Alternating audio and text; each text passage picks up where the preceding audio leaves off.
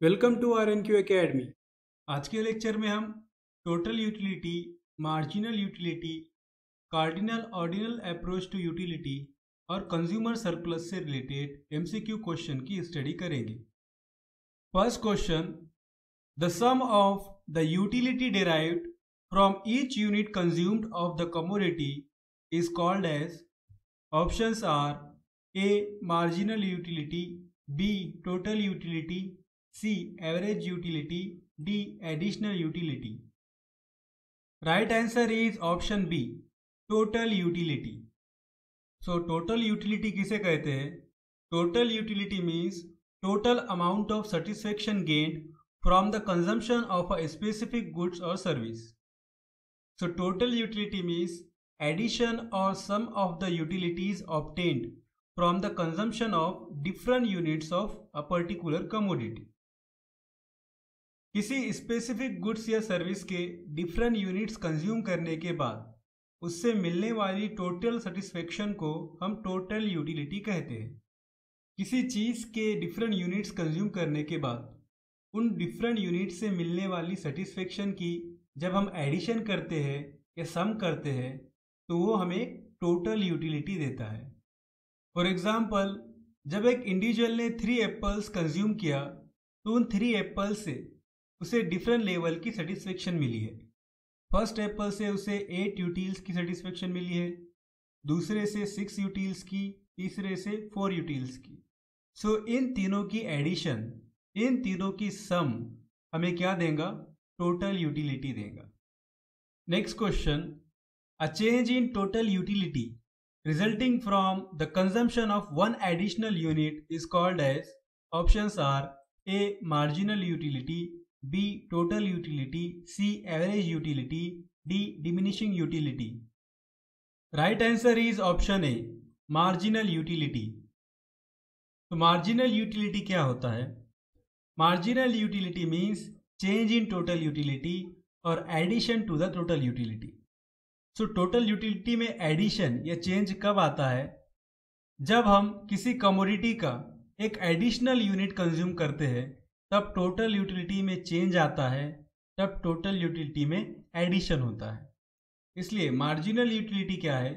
जब कंज्यूमर किसी चीज़ का 1 एडिशनल यूनिट कंज्यूम करता है, 1 एक्स्ट्रा यूनिट कंज्यूम करता है, उसकी वजह से जो टोटल यूटिलिटी में चेंज आता है, जो टोटल यूटिलिटी में इंक्रीमेंट होता है, उसे हम कहते हैं मार्जिनल यूटिलिटी।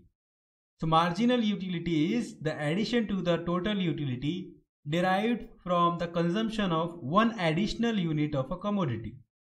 For example, जब कंज्यूमर ने सिर्फ 3 एप्पल्स कंज्यूम किया था तो 3 एप्पल से हमें टोटल यूटिलिटी मिली थी 18 यूटिल्स की। इसमें जब कंज्यूमर ने एक एक्स्ट्रा यूनिट कंज्यूम किया, जब 1 additional unit of a commodity consume किया तो उसे 2 यूटिल्स का मोर सेटिस्फेक्शन मिला है। सो 3 एप्पल्स कंज्यूम करने के बाद कंज्यूमर को 18 यूटिल्स की टोटल सेटिस्फेक्शन मिली थी, लेकिन उसने जब एक extra unit, additional unit Apple का कंज्यूम किया तो उसे और 2 यूटिल्स की सेटिस्फेक्शन मिली है। सो ये जो 2 यूटिल्स है, ये 2 यूटिल्स टोटल यूटिलिटी में एडिशन है। पहले टोटल यूटिलिटी 18 थी, उसमें 2 यूटिल्स ऐड हुआ तो अब टोटल यूटिलिटी कितनी हुई है? 20 यूटिल्स की हुई है। मतलब कि मार्जिनल यूटिलिटी क्या है? Addition to total utility. Next question, when total utility becomes maximum, marginal utility is. Options are A negative, B positive, C 0, D infinity. Right answer is option C 0. When total utility becomes maximum, marginal utility is 0. तो जब total utility maximum होती है तो marginal utility हमेशा 0 होती है। यहाँ पे आप देख सकते हैं कि जब कंज्यूमर ने एप्पल का 5th यूनिट कंज्यूम किया तो टोटल यूटिलिटी मैक्सिमम थी 50 थी और मार्जिनल यूटिलिटी 0 थी।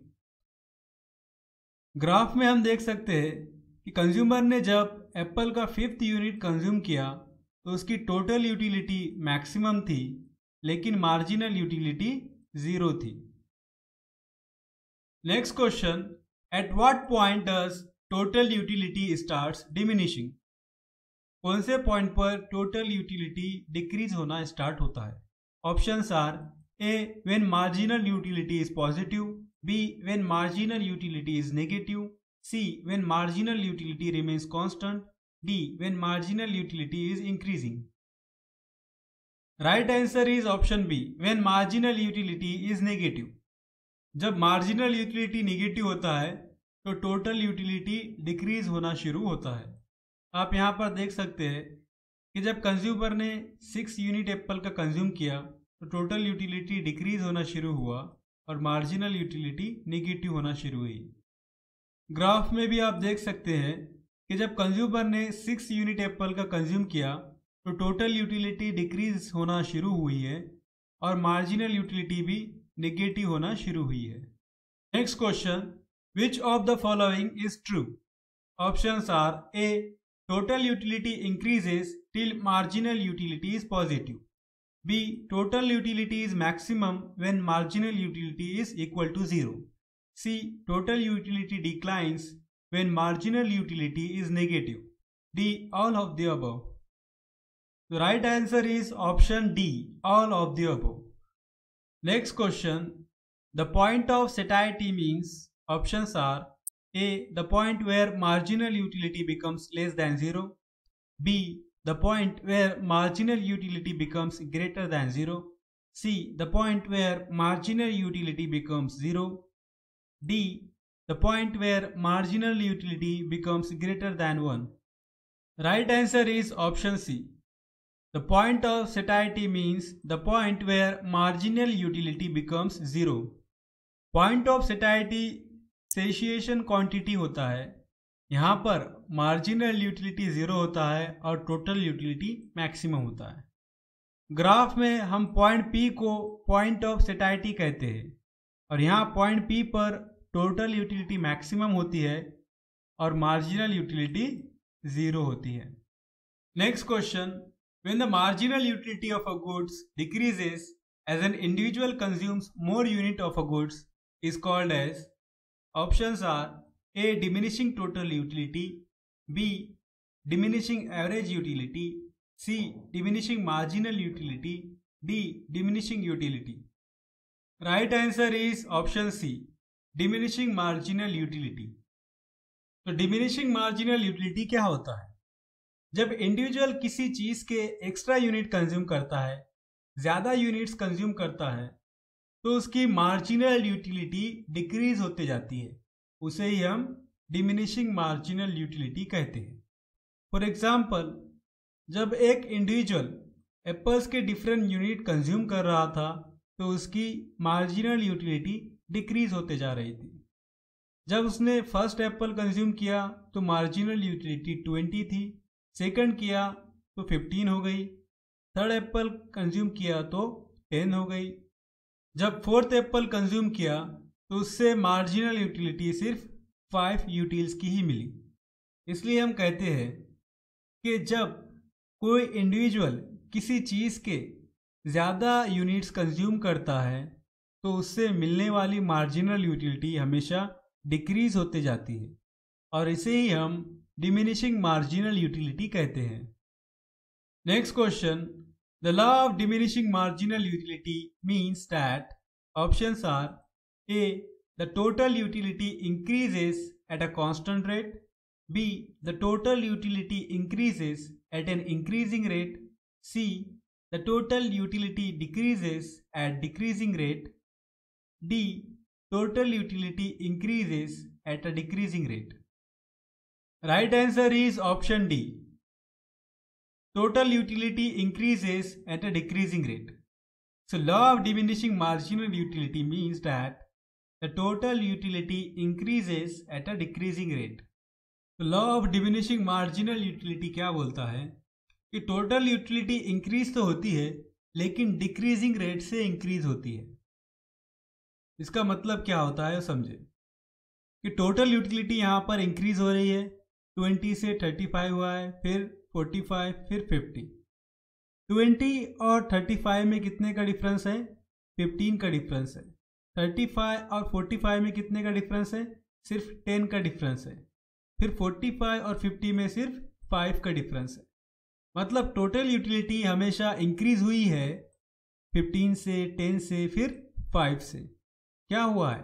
टोटल यूटिलिटी इंक्रीज हो रही है, लेकिन हमेशा डिक्रीजिंग रेट से इंक्रीज हो रही है। सेम रेट से, सेम अमाउंट से इंक्रीमेंट नहीं हो रहा है। मतलब डिक्रीज अमाउंट से, कम अमाउंट से इंक्रीज हो रहा है। इसे ही हम कहते हैं कि यूटिलिटी इंक्रीज तो हो रही है, लेकिन हमेशा कम अमाउंट से हो रही है, डिक्रीजिंग रेट से हो रही है। Next question, which of the following is also known as Gossen's first law? Options are A. Law of equimarginal utility, B.